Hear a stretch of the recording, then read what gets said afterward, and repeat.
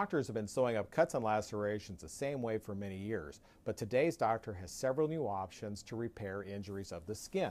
The skin is comprised of an epidermis, dermis, subdermis, this fatty layer. A cut or laceration that penetrates down into that subdermis will often require surgical repair, and that same basic principle has remained the same over the years. To close the wound, bring those edges together to prevent infection, stop bleeding, and minimize scarring. Now there are 4 ways that this can be accomplished. The most common one, the one we're probably familiar with, are sutures.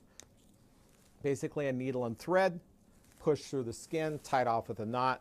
In a week or so you can take that out and the skin will be healed together. Another option is steri-strips, these surgical tapes that are applied across the top. Now this isn't a good option for a deeper wound, only superficial epidermal or dermal lacerations, because these will pop off in a few days. So it's good for those real superficial wounds. Another one are stainless steel staples. You've seen these in the operating room, and typically they form a nice little ring metal clip to pull the skin together. We see that used often on scalp lacerations. And then finally, tissue adhesives. These have come out in the last 10 years. Great stuff, doesn't require any needles, no pain, and it's just painted across the wound very easily like this. Okay, just like a glue, we glue it up and bring it across the top of the wound, and in about a minute it dries.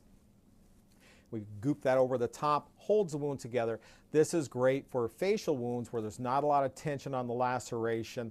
We don't typically like them on hands because there's too much flexing, moving around there. But after about a minute that dries, and it comes off on its own in about 5 days.